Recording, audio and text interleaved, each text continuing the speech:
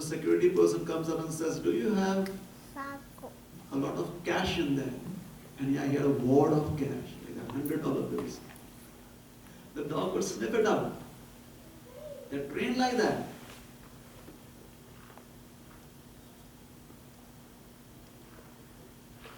So they had their dogs,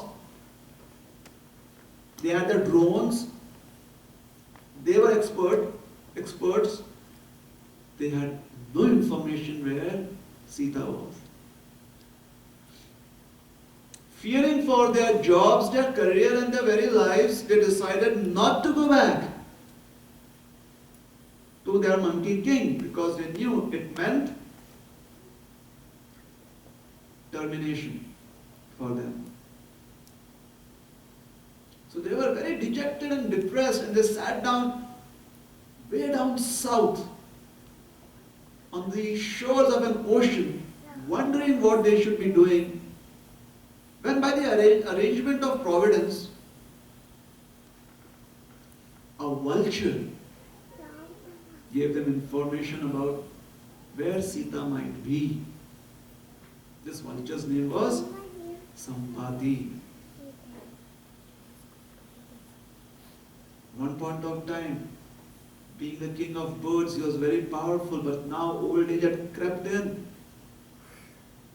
He was weak. He could hardly move. And because he couldn't move, he couldn't fly, could barely crawl. He had grown weak of hunger because he couldn't hunt for his prey. Although he was old, his eyes were still sharp because the vulture has sharp eyes. From a hilltop, he was observing all of these monkeys. They looked very roly-poly, very well-fed, healthy. So his eyes, all they could see was his meal. But he couldn't jump down and hunt them. So he was waiting for them to just fall down and die. And then he would come and eat their dead carcass. But then he heard them speak of his brother Jatayu. He became emotional. Oh, it has been millennia since I have heard or met my brother Jatayu. How do you know him? Where is he? Can you share his email address with me? They said, Jatayu is no more. How did this happen? So they told him the entire story about Jatayu. I'm not going to repeat that story today. Somehow Jatayu had died. He had fought valiantly and he gave up his life. When Sampati heard this, he had tears in his eyes. Oh, you know Jatayu? Therefore I shall help you. Help sometimes comes in very strange ways, doesn't it? There are various instances from native follows, stories that we understand, that how the very person or the very object that we are trying to exploit sometimes, they offer us a different perspective and it changes our life completely. Totally changes our life. So if when we are in an exploitative mood, a change can happen in our life by the very object that we are trying to exploit. Just imagine how much opportunity we have if we have a favorable attitude towards wanting to transform, wanting a transformation in our life. So mature, sane person is one who understands that the human form of life has a particular motive, it has a particular function, it has a particular goal. Why is a human being endowed with much more facility for using one's intelligence than any other species? The sum total of one's intelligence that we can use as a human being is much greater than the sum total of the intelligence that any other species does.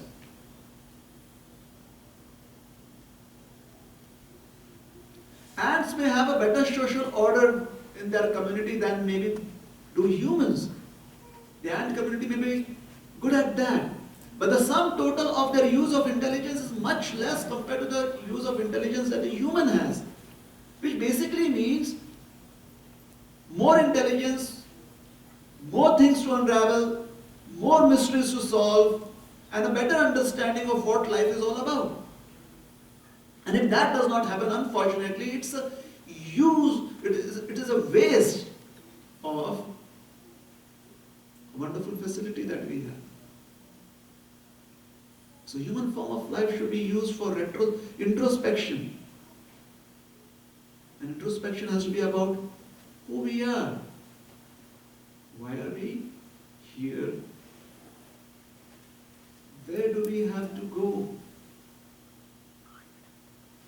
What are the different choices that we have in life? What is eternality? What is temporariness? Why do things always have to change? Why isn't constant a constant factor in my life? This is called introspection. Trying to find answers to these pertinent questions. Questions that generally in our pursuit of different other goals in life, these questions get pushed under the rug, swept under the rug.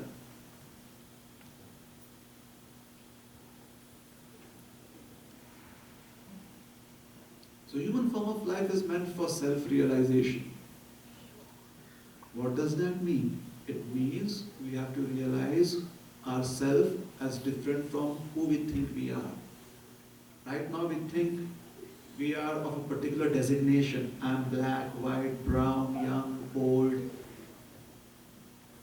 Indian, American. We have so many designations. That is who we think we are. But the self is that which identifies itself as being the constant in any designation that we are. That is the self. If I am at my job, I think, I am a career person, I'm a manager, or I'm a worker. So that I is constant even when I come home and I think I'm a father, or I'm a son, or I'm a daughter. So the constant I is a self, and the various designations that we have is an illusion. It's not always an illusion. To a certain extent those designations do matter, but because they keep on changing, such changing idea of the self is an illusion.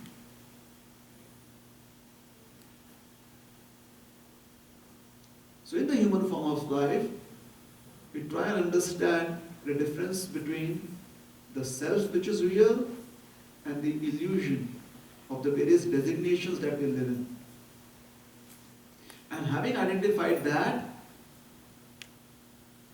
then we try to live our lives in such a way that we can stay in our real situation and not continue to waste our life in the illusions of this various designations that we carry.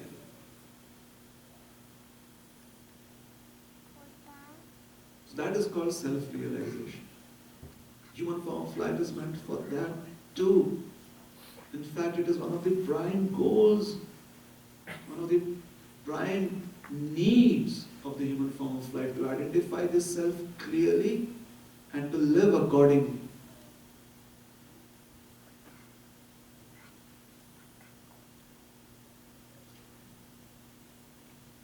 The monkeys, they found the information. Oh, she is 100 yojanas into the ocean. She has been carried into the ocean and is now trapped on an island, which is the capital of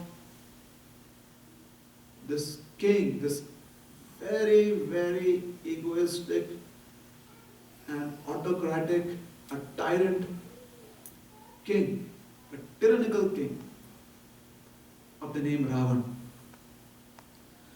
How do we go there? Can we build a causeway? Not very easy. Have you heard that joke about someone who wanted to build a causeway from California to Hawaii? You've heard of that joke? So someone was on, let's say somebody was in Hawaii on Waikiki Beach, and suddenly that person finds an empty bottle that the waves had brought in. So picks up the bottle, it's empty. So being the curious cat that we all are, he opened the bottle. There was smoke. And who do you think appeared? Ha ha ha, I am a genie. Oh my God, a genie, a genie. Obviously, a little afraid, fearful. What can I do for you? Order me. If you don't give me an order, then I'm going to eat you up. So he had to give him an order. He had to tell him something. So he said, can you build a causeway from here to Los Angeles? A bridge. And genie said, is that all? So he thought, oh my God, if he's saying, oh, is that all? That means he can do it anytime. Oh, my wife is a bit irritated with me. Can you tell me why she's irritated? And the genie said, let me just build a causeway. How many lanes do you want? A 4-lane bridge or a 8-lane bridge? Because I cannot, the genie cannot understand the workings of the mind. Yeah?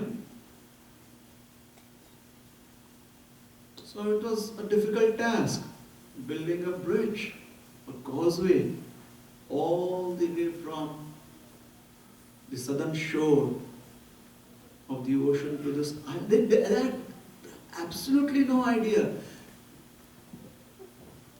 They took out their iPhones, but the only help they had on the iPhones, the only app was Google Maps. And you know how Google Maps are. Do you have any idea about Google Maps? Sometimes Google Maps, they still show you the old roads that drive right into the lake.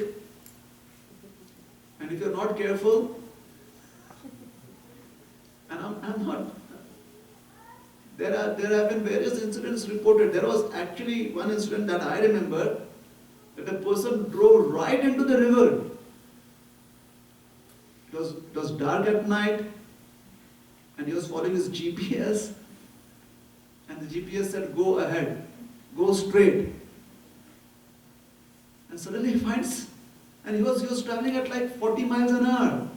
You hit the water at that speed, well, the momentum takes you some distance into the river, right? So before he could actually drown or something like that, he immediately understood what happened. So he called up his friend, and his friend said, what happened? He called up 101. And the police said, what happened? Where are you, sir? He said, right in the river. What are you doing in the river? Oh, I'm in my car. What are you doing in your car in the river? He said, I drove right into it. Why? The GPS told me. because it was an old GPS and not updated really.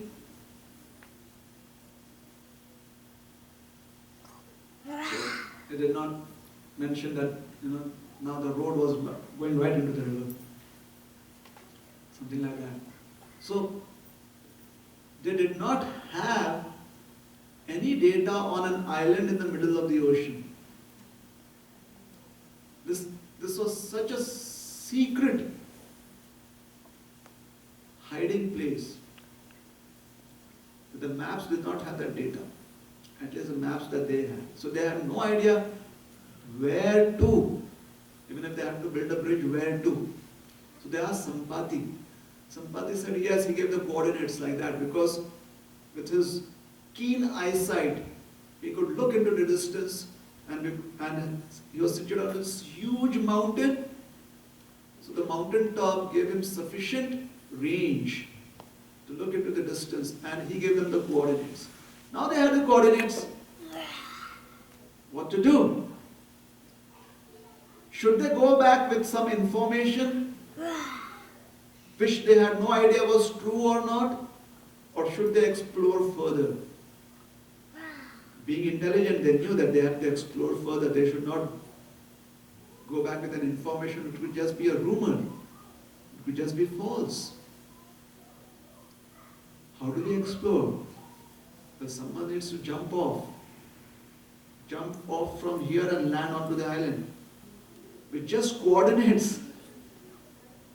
Someone has to calculate the maths, do the math in their mind, and jump. So not many were equipped to do it. And whoever spoke up that they may want to try, they also provided information that most probably they may not live to come back with the information because they did not have the capacity, they had never attempted a jump like this. So that point of time, Jambavan, he reminded Hanuman, hey, you can do that. And Hanuman said, me? Really? He said, yes. And then Jambavan, he revealed to Hanuman the glories of Hanuman's own powers, the capacity that he had to perform service. And when Hanuman understood that he had such capacity, he had such power,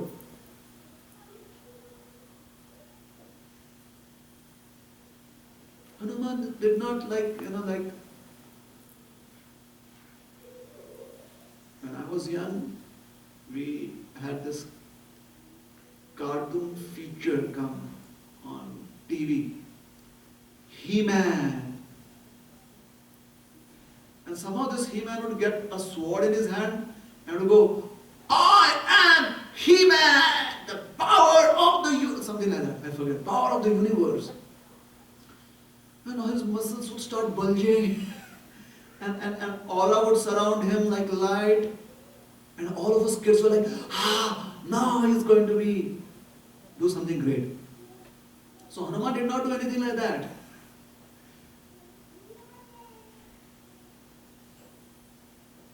Because real power,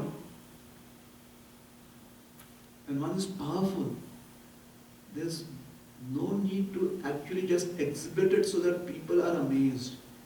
That's not what real power is all about. Real power is when you realize that one has been bestowed with that quality and one feels grateful for it and one is humbled by that. That I have been given this gift. A powerful person is always feeling grateful because they realize that one has been bestowed, one has been given that gift. And when one does not feel grateful for that, one is not humbled by that understanding, then power corrupts and absolute power corrupts absolutely. So Hanuman folded his hands in reverence and thanked Jambavan. you for reminding me that I can do this service to Lord Ram. So Hanuman climbs to the topmost peak of Mount Mahendra. He crouches down. And a beautiful description has been given about Hanuman crouch. His beautiful lips, they are stretched in a tight, firm resolve. His face is a little flushed, anticipating the moment when he'll jump and find Mother Sita. His eyes are focused like laser beams. His ears, they stretch back and they are sticking to his head so that he is able to hear clearly as he's jumping. The sonic data can be received properly. His neck is taut. His breathing is rhythmic. He's doing pranayama. His hip is taking the brunt of his body's weight. It is taut. His thighs are tense. And he is in a sprinter's, like a sprinter ready to launch off. In that particular pose, his toes, his fingers, his toe fingers, his feet are ready to spring. And at that moment, the Ramayana explains the entire universe becomes still. Why does the universe become still? Because the universe is going to be an observer to a phenomenon that has never ever happened before. So the wind stops blowing, the sun stops moving, all the creatures, the birds, the beasts, the sages, the celestials, they are holding their breath. And it is at that moment in time, when time itself has stopped, Sri Hanumanji jumps off Mount Mahendra, the peak of Mount Mahendra. And as he jumps off that peak, huge boulders are ripped off the cliff face by the sheer momentum of his jump, and they fall into the ocean, splashing the water as if wanting to sprinkle their cool waters onto Hanuman in their attempt to assist him. Just as if one is participating in a marathon and then one finds by the side of the road some water kept. So have you seen the runners sometimes pick up a glass of water and just put it on their head? Because water gives you new strength. It energizes you. So when the boulders, they fell off, the huge boulders, they fell off the cliff face, they made such a splash falling into the ocean that huge droplets of the ocean water sprang forth and onto Hanuman's body as if glorifying him, wanting to assist him, cool him off.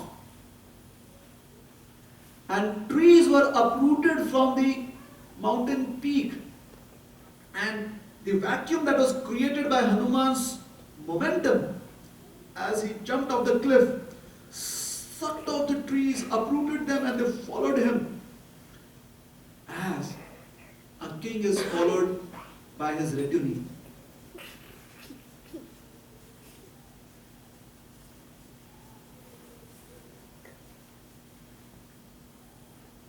and some of those trees,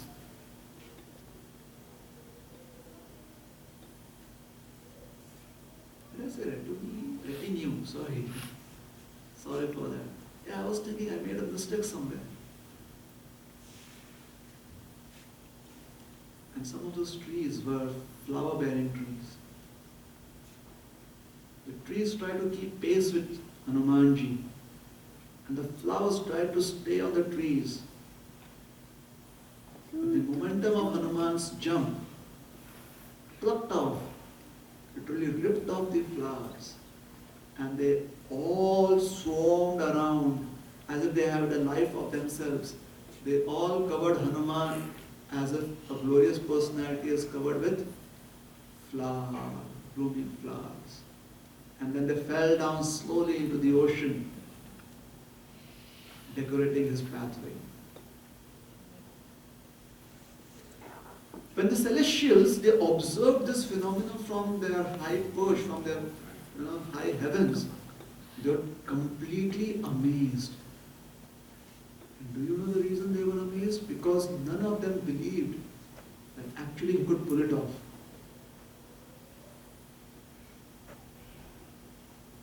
They had all gathered there to witness this unique phenomenon, this unique event. But within their hearts, they were convinced that this is an impossible task. Mission Impossible 0. Even before Tom Cruise could come up with 1 and 2, 6. This was the original Mission Impossible. And Hanumanji was the main lead, the one and only lead in this feature film.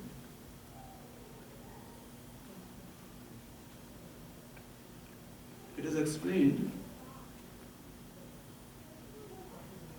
that to begin a task that is a little difficult, that is a bit outside our comfort zone, is practically impossible for most of us because the very inertia of existing in a comfort zone prevents us from doing it. All of us like to live where we are well situated and we don't want that scenario to be disturbed, although we know that things don't last. And hence, we are anxiety prone. We know that things are going to change. We don't want them to change. They do change. Nonetheless, we like to still exist in a comfort zone.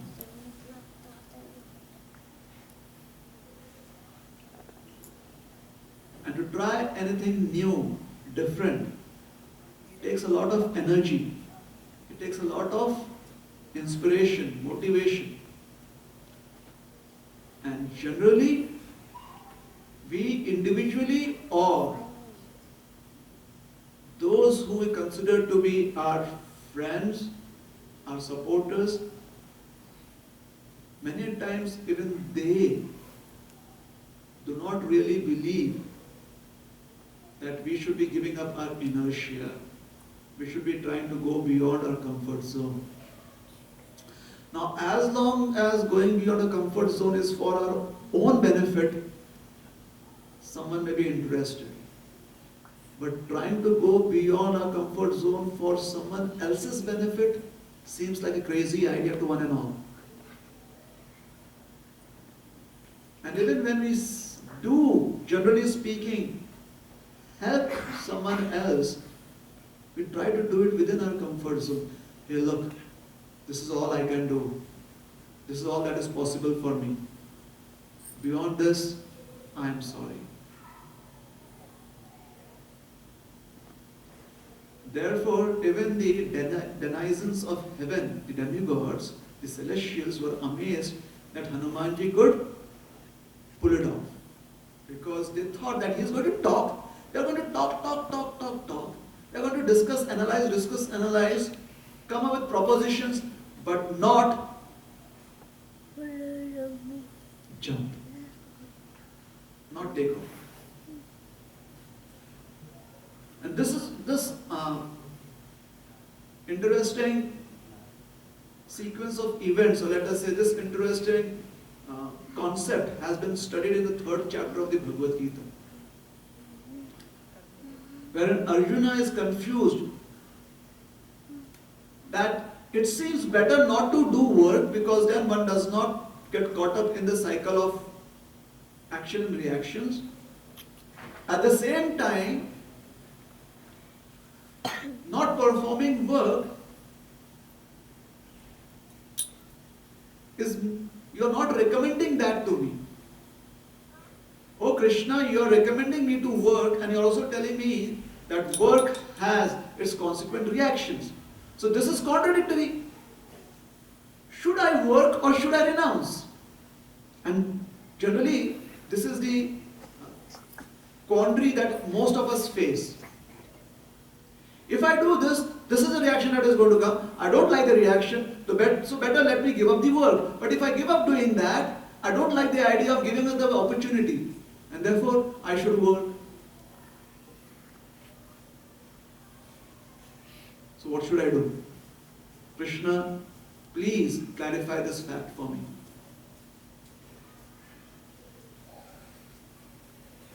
Should I work and then be subject to the reactions?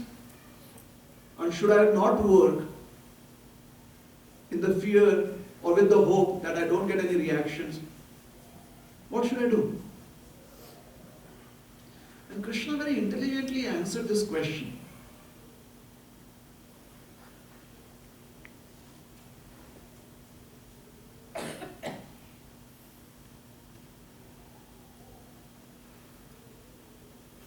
He said, for those who wanting to avoid the reactions of work, they remain inert.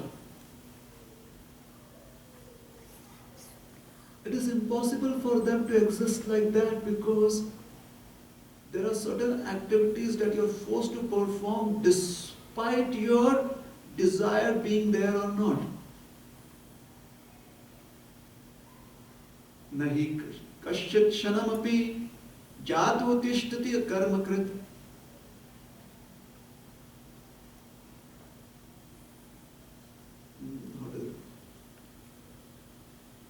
Karyate hi avashah karma sarvair prakriti jayir guna. Nahi kasyat shanapi jatu tishtati akarmakrit. Not even for a moment can one exist without performing an activity. Karyate hi avashah karma sarvair prakriti jayir gunai. Having accepted an existence wherein one has adopted the modes being provided by material nature, one is forced to act in one way or the other. One cannot live without performing an activity. It's not possible because the modes of material nature are always functional. And since we have accepted an existence wherein we have taken the qualities of the modes, therefore we will have to work.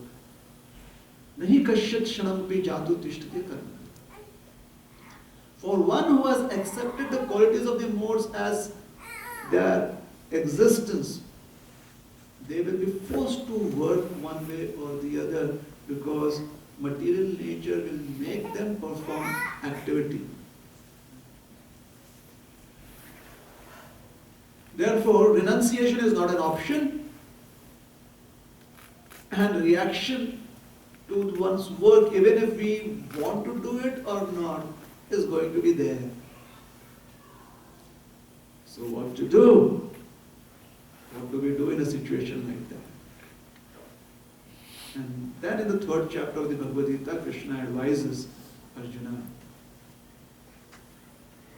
Yagyarthat karmana anyatra lokoinam karma bandhana. Tadartham karma kaunteya mukta sangha samacharaha.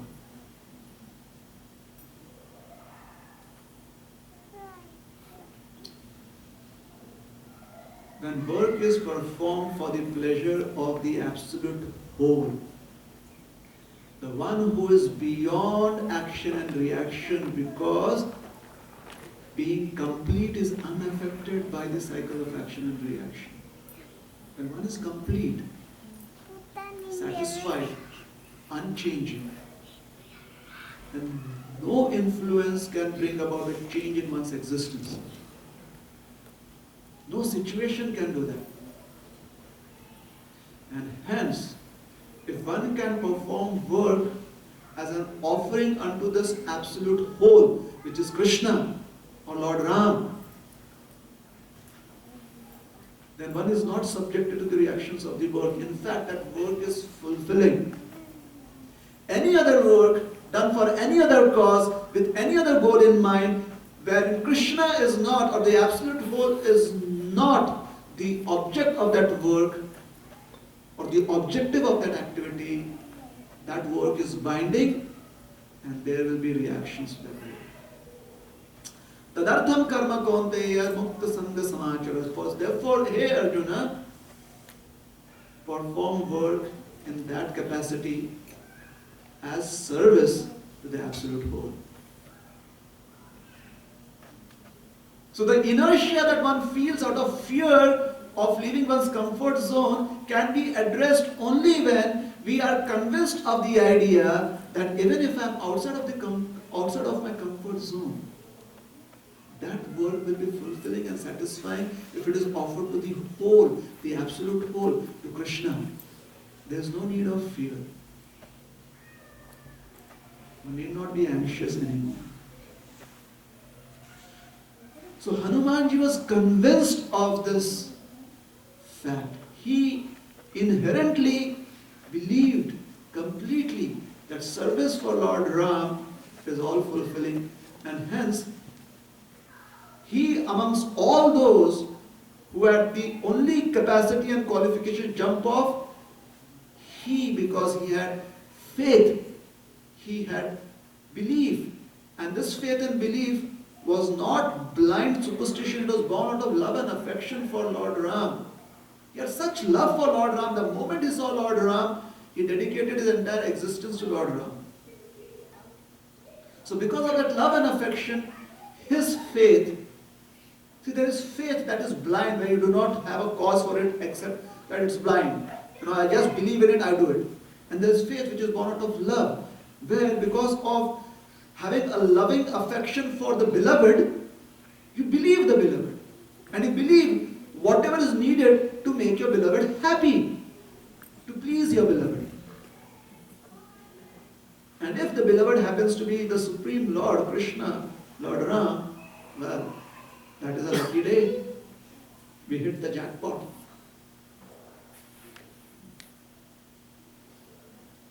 So, Hanumanji,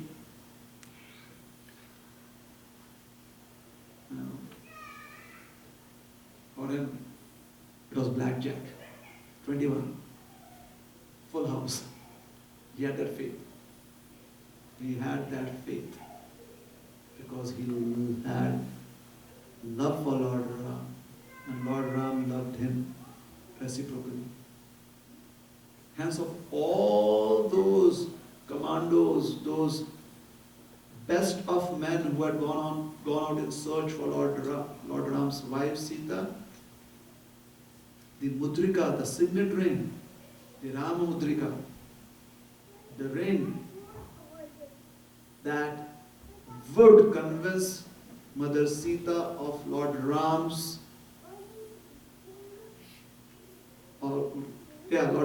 presence.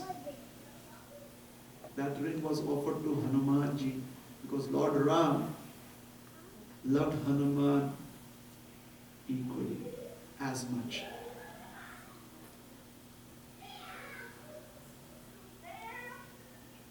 So jumping off, taking off, is the biggest struggle that we face in our life.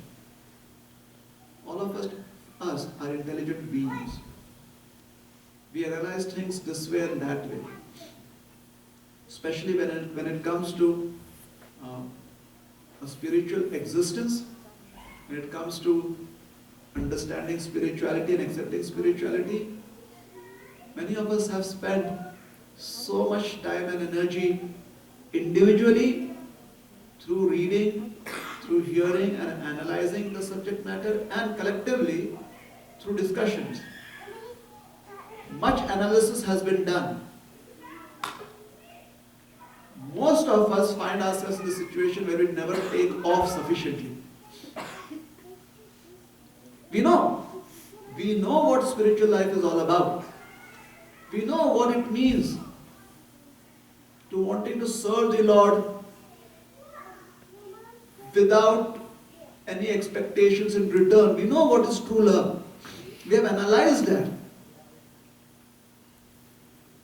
However, taking off is another idea. It's another thing. We find ourselves rooted to the mountain of our conception of where we will be comfortable. And as long as spirituality falls within a comfort zone, hey, today I think I have time for it. The last week was really busy, therefore I could not make it. Things like that is because being rooted to the mountain of our conceptions, material conceptions, we do not really prepare ourselves to take off. We do not prepare our body, our mind to take off completely. We take off, sometimes we do take off, but partly we want to keep our feet on two boats. Both the boats. Similarly, wanting to balance both worlds. Wasn't it Jesus who said not to build our houses on the waters of this material world because it won't last?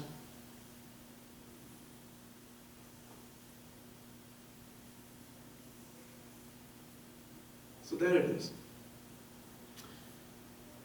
Taking off, especially taking off in such a way that it can render service to Lord Rama, is a very exciting proposition and one of the most difficult tasks to ever perform in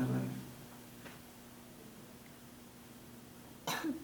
Unfortunately, if we don't do it, some other Hanuman may do it. So let's step into Hanuman's shoes. Those shoes are available to all of us. It is not that Hanumanji has claimed that these are my shoes, no one else is supposed to put on these shoes of service to Lord Ram. So let us step into Hanuman's shoes. Look at the opportunities that we have through his perspective. Be humbled by what we have received in terms of the capacities to serve Lord Ram. Climb onto Mount Mahendra and jump off. Unless until we jump off, we have no idea what it takes to reach unto Mother Sita, to reach up to her. We won't have any idea. We may try to conceptualize, but all of that falls in the realm of speculation. At one point of time, speculation has to stop, conceptualization has to stop, and we have to perform, because that would give us additional realization. And then such realization will make us believe all the more. I have seen and therefore I believe more. I have experienced and therefore my belief, my faith has increased. We need it, and we need to do that. Give up the inertia. Yes, give up the inertia.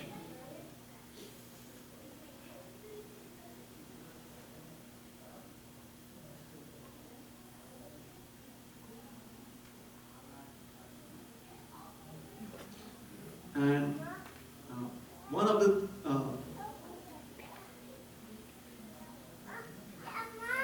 most common challenges to giving up this inertia is too much analysis. Just talk, and not walking our talk. of our spiritual teachers, the founder of the movement where I render volunteer service, ISKCON, International Society for Krishna Consciousness, that is where I am rendering service as a volunteer for many years now. So the founder Acharya, the founder of ISKCON, Shri Srimad A.C. Bhaktivedanta Swami Prabhupada, he once commented on this. He said, and he gave a cultural reference, he said, in India, even a panwala can talk about spiritual life. You know panwala? A panwala means someone who is really down on the, way down in the social strata. You don't expect someone from the social point of view, a really uneducated fellow. And Srila Prabhupada will say, in India, even a panwala will talk hours for hours about the existence of the soul. And still go on, preparing his pan.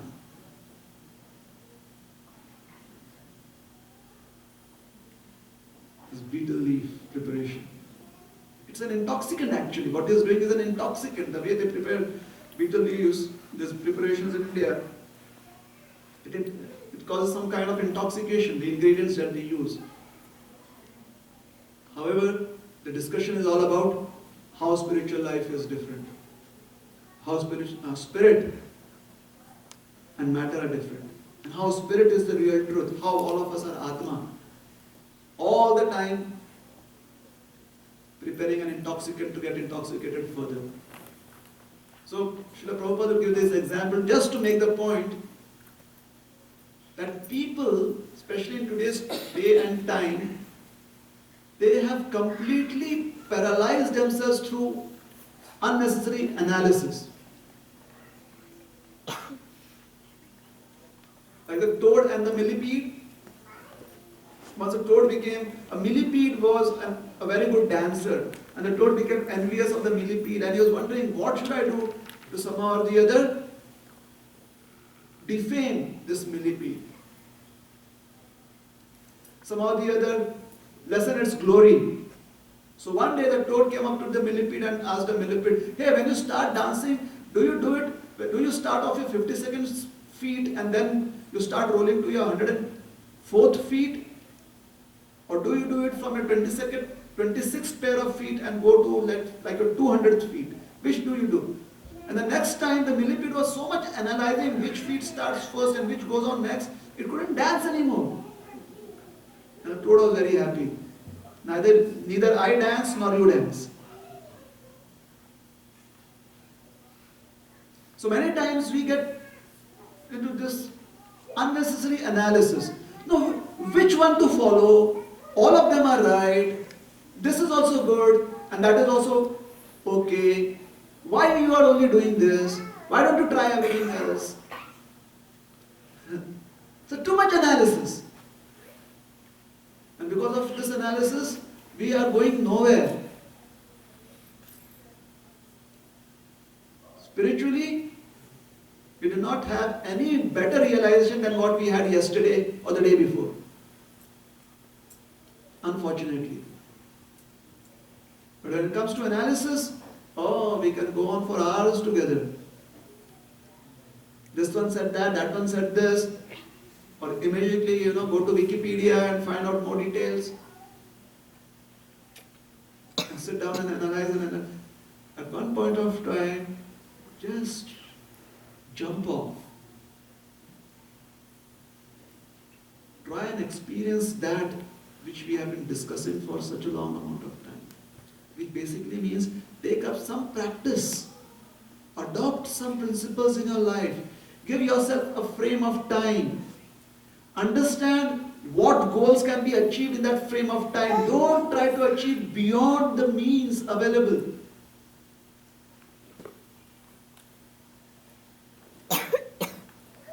And then do it. The process works. The results will be there. and we will be all the more realized than we were yesterday.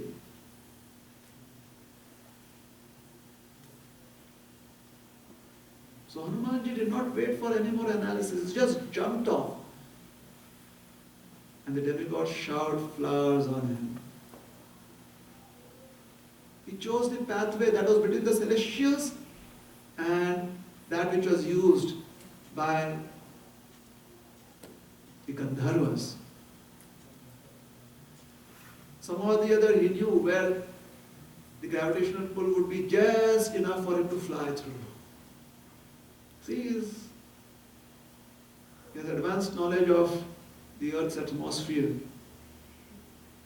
And I'm not making it on my own.